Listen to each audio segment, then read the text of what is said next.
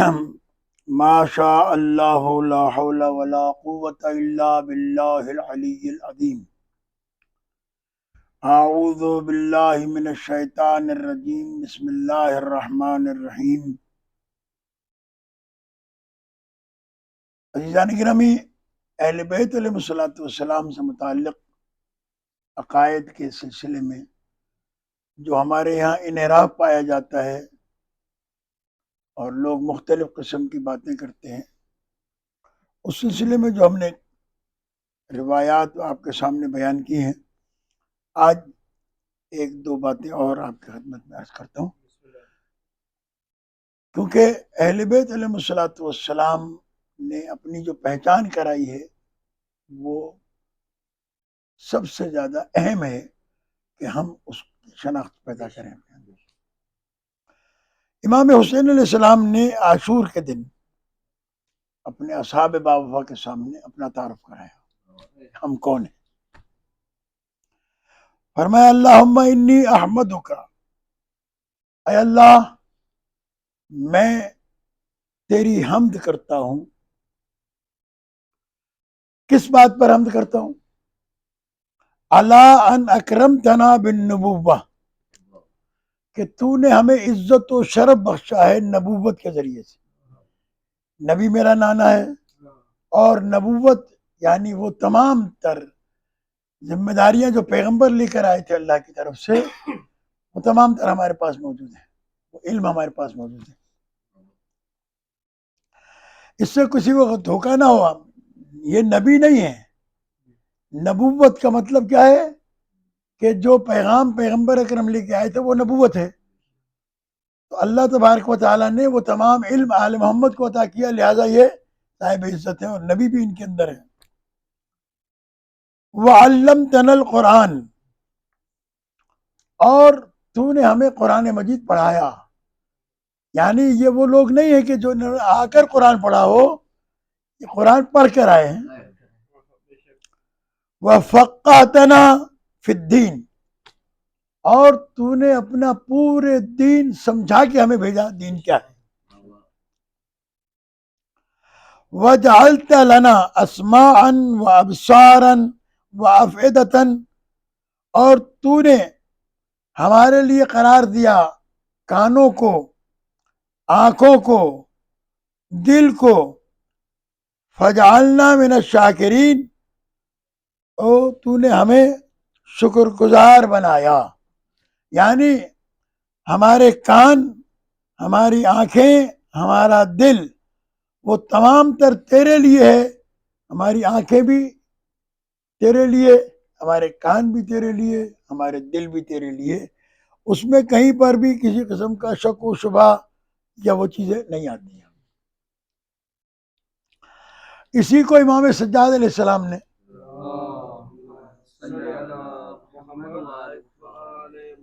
دربار یزید ملعون میں جو خطبہ ارشاد فرمایا، وہ بہت طویل خطبہ ہے مولا کا، لیکن اس خطبے میں امیر المومنین علیہ السلام نے، امام سجاد علیہ السلام نے جو چیزیں ارشاد فرمائی ہیں، میں وہ آپ کے سامنے عرض کرتا ہوں۔ امام نے فرمایا کہ اعطینا ستا وفضلنا بسبع، ہمیں اللہ نے 6 چیزیں عطا کی ہیں۔ اعطینا ستا وفضلنا بسبع، اور ہمیں فضیلت دی ہے 7 چیزوں سے۔ 6 چیزیں عطا کی ہیں، وہ 6 چیزیں کون سی ہیں؟ اعطینا العلم، سب سے پہلے تو نے ہمیں علم عطا کیا۔ والحلم، اور علم کے بعد بردباری اور قوت برداشت بھی تو نے عطا فرمائی۔ والسخاوت، سخاوت تو نے عطا کی۔ والسماحت، اور عزت ہمیں عطا کی، کہ ساری دنیا میں ہم عزت دار ہیں، ہمیں عزت دار بنایا تو نے۔ والفصاحت، یہ لفظ آگے پیچھے ہیں، بس اعطینا العلم والحلم والفصاحت، اور تو نے ہمیں فصاحت یعنی بیان کرنے کی وہ قوت عطا فرمائی کہ ایک لفظ واضح ہو کر، صاف ہو کر دنیا کے سامنے ہم پیش والسماعت والشجاعت، اور تو نے ہمیں بہادری عطا فرمائی. یہ تو وہ چیزیں ہیں کہ جو معصوم نے فرمایا کہ یہ چیزیں ہمیں عطا کی گئی ہیں اللہ کی طرف سے. علم ہمارے پاس ہے، علم ہمارے پاس ہے، فصاحت ہمارے پاس ہے، سماحت بزرگی ہمارے پاس ہے، شجاعت ہمارے پاس ہے، بزرگی ہمارے پاس ہے. اس کے بعد میں فرمایا کہ وہ فضلنا بسبع، اور 7 چیزوں سے ہمیں فضیلت دی ہے. ٹھیک ہے، جو 7 چیزوں سے فضیلت دی ہے، بأن النبی المختار منا، جو پیغمبر اکرم صلی اللہ علیہ وسلم آخری نبی جو ہے وہ ہم میں سے ہے. وہ اسد و رسول اللہ ہے، وہ اسد اللہ ہے، وہ اسد و رسول اللہ منا، اللہ کا شیر بھی ہم میں سے ہے اور رسول کا شیر بھی ہم میں سے ہے. وہ طیار منا، اور جابر طیار بھی ہم میں سے ہے. وہ سبت هذه الامہ منا، اور حسن اور حسین علیہ السلام بھی ہم میں سے ہیں. والبطول منا، اور سید کونین صلوات اللہ علیہ بھی ہم میں سے. اب یہ 2 چیزیں، جو 6 چیزیں ہیں وہ ہیں، پہلی والی اس کو کہتے ہیں کیا، ایک ہے شجرہ، اور اس کو کہتے ہیں یہ دو چیزیں جو ہیں، ایک ہے کردار اور ایک ہے انسان کا شجرہ. تو 2 چیزیں سامنے آتی ہیں. اس میں ہم اگر ایک لفظ استعمال کرتے ہیں اس وقت، دیکھو یہ اتفاق ہے کہ وہ لفظ آ جائے گا ابھی ذہن کے اندر، میں آپ کے سامنے عرض کرتا ہوں کہ ایک انسان کی جو زندگی ہے اس کا شرف کس چیز سے؟ علم اور کردار سے. ٹھیک ہے نا؟ اور اگر یہ ساری چیزیں موجود ہوں انسان کے پاس، اور پھر انسان کا خاندان بھی اعلیٰ ہو، تو یہ کہلاتا ہے حسب اور نسب. کیا کہلاتا ہے؟ حسب ہے کیا؟ حسب کا معنی علم، فصاحت، بزرگی، شجاعت، یہ ساری چیزیں ہمارے پاس ہیں، یہ حسب ہے. اور دوسری چیز کیا ہے؟ نسب ہے. نسب خاندان ہے.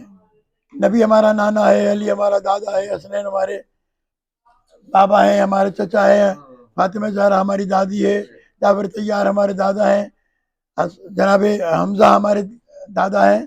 یعنی وہ اپنا شجرہ بتایا. اب اس کے بعد امام علیہ السلام نے اس دربار میں جہاں ہزاروں آدمی بیٹھے ہوئے تھے، ایک مرتبہ دربار کے لوگوں سے خطاب کرتے ہوئے فرمایا کہ ومن عرفنی فقد عرفنی ومن لم یعرفنی عرفتہ بحسبی و نسبی.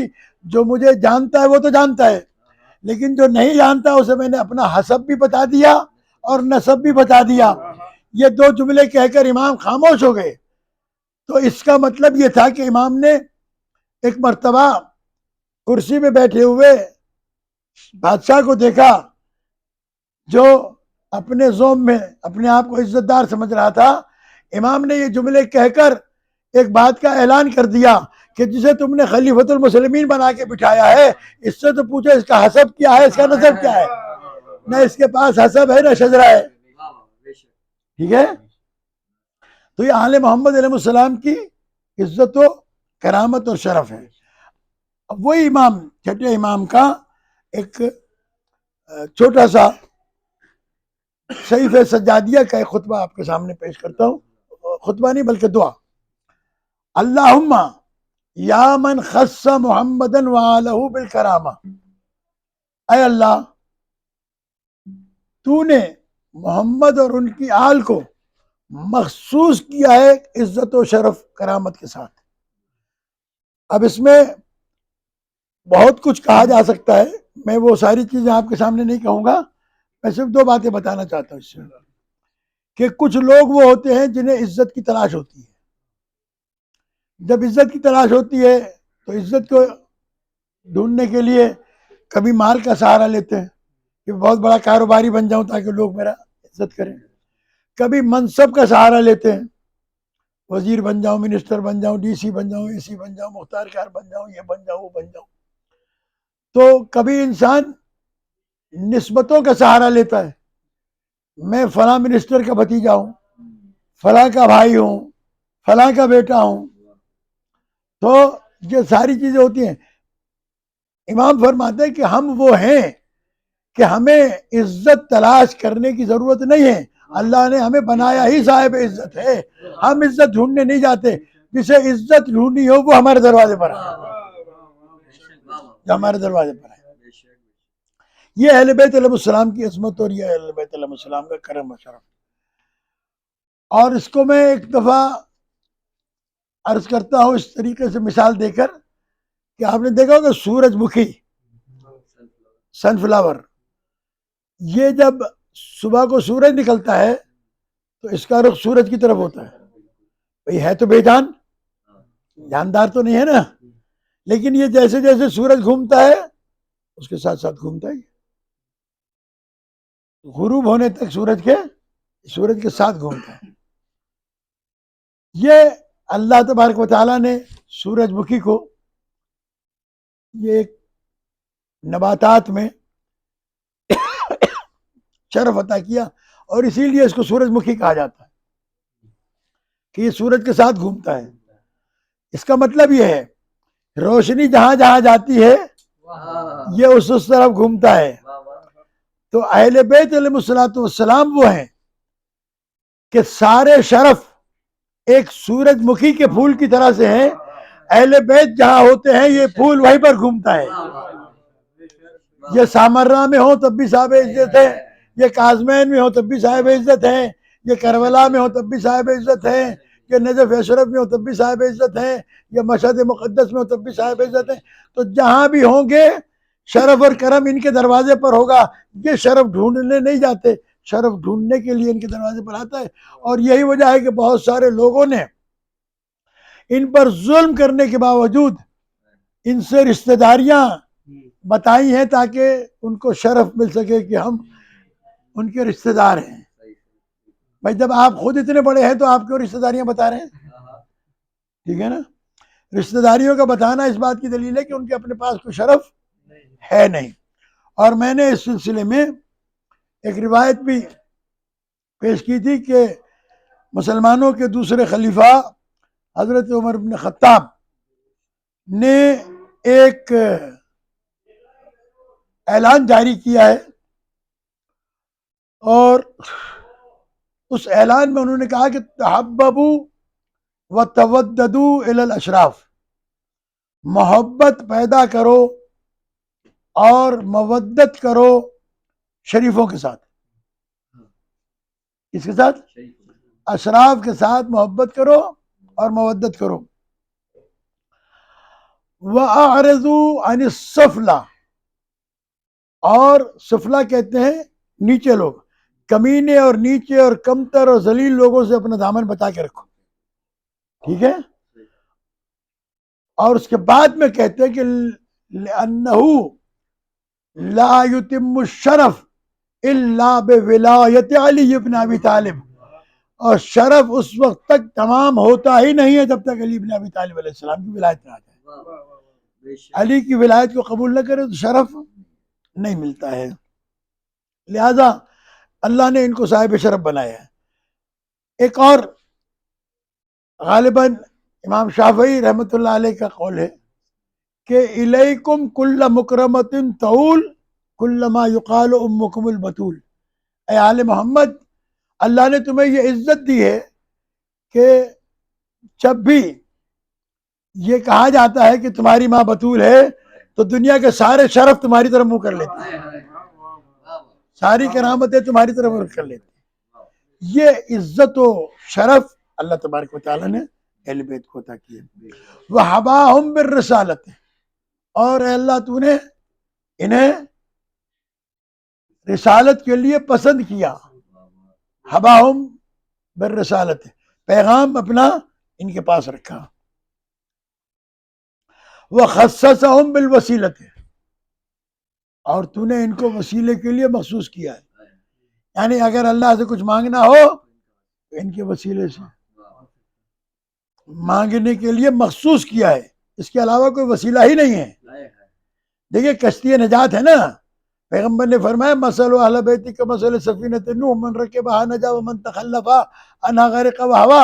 وہاں کشتی نجات کے لیے وسیلہ بنایا تھا نوح کی کشتی کو، یا امت پیغمبر کے لیے نجات کا وسیلہ بنایا آل محمد علیہ الصلوۃ والسلام. وجعلتهم ورثۃ الانبیاء، اور اے اللہ تو نے انہیں انبیاء کا وارث قرار دیا ہے. آدم علیہ السلام سے لے کے خاتم تک تمام انبیاء کے وارث اگر ہیں تو اہل بیت علیہ السلام ہیں. وختم بہم الاوصیاء والائمہ، اور تو نے انہی پر اپنے اوصیاء کا اختتام کیا ہے اور ائمہ کا بھی اختتام ان پر کیا ہے. یہ آخری لوگ ہیں. وَعَلَّمَهُمْ عِلْمَ مَا كَانَ وَعِلْمَ مَا بَقِيَ. یہ کل بھی میں نے عرض کیا تھا نا کہ قرآن مجید میں اولین و آخرین کا علم ہے، وہ سب اہل بیت کے سینے میں ہے. امام نے اعلان فرمایا کہ تو نے وہ تمام علم دیا ہے جو ہو چکا ہے اور جو کچھ ہونے والا ہے اس کا بھی علم تو نے آل محمد کو دیا ہے. وَجَعَلَ أَفْئِدَةً من الناس تہوی الیہم. یہ خوبصورت جملہ ہے، سمجھنے سے تعلق رکھتا ہے اور بہت ہی لطف آئے گا آپ کو. یہ کہ اے اللہ وجعل افئدة من الناس، تو نے کچھ لوگوں کے دلوں کو ان کی طرف پھیرا ہے جو ان سے محبت کرتے ہیں. کچھ لوگوں کو، سب کو نہیں. اب آپ پوچھ سکتے ہیں کہ سب کو کیوں نہیں، سب کو کیوں نہیں پھیرا؟ تو اس کے لیے باقاعدہ طور پر یہ ایک بات آپ کے ذہن میں محفوظ رہے کہ معصوم نے فرمایا کہ پیغمبر اکرم صلی اللہ علیہ وآلہ وسلم نے ارشاد فرمایا کہ یا علی، تم سے محبت وہی کرے گا جس کی ولادت میں طہارت ہوگی، اور تم سے نفرت وہی کرے گا جس کی ولادت میں نجاست ہوگی. تو امام نے کہا کہ کچھ لوگوں کے دل اہل بیت کی طرف مائل کیے ہیں. اس کا مطلب یہ ہے کہ وہ جو حلال زادے ہیں ان کے دل اہل بیت سے محبت کرتے ہیں، اور جو حلال زادے نہیں ہیں آپ ان کے لیے لاکھ کوشش کریں وہ اہل بیت سے محبت کر ہی نہیں سکتے، اس لیے کہ ان کے پاس وہ صلاحیت ہی موجود نہیں ہے کہ وہ اہل بیت سے محبت کر سکیں. تو اب اللہ کے نزدیک اگر آپ نے صاحب عزت ہونا ہے تو اہل بیت علیہ السلام کے ان فضائل کو سمجھیں اور اس کے مطابق اپنی زندگی کو ڈھالنے کی کوشش کریں تو آپ خود بخود صاحب عزت بن جائیں گے، اور اس سے اہل بیت علیہ السلام کی اس حقیقت سے آگاہ ہو جائیں گے کہ انہوں نے خود آشنائی دی ہے. آپ وہ کہتے کہ ہم کیا ہے، ہم کیا ہے، ہم کیا ہے، انہوں نے یہ سب کچھ نہیں کہا. انہوں نے کہا کہ ہم اللہ کے بندے ہیں اور سارے شرف اور کرامتیں ہمارے پاس ہیں. تو اللہ تبارک و تعالیٰ نے ان کو صاحب شرف بنایا. اللہ تبارک و تعالیٰ ہمیں اس مہینے میں قرآن مجید کو سمجھنے اور اہل بیت علیہ السلام کے مراتب کو سمجھنے کی توفیق عطا فرمائے. السلام علیکم ورحمۃ اللہ وبرکاتہ.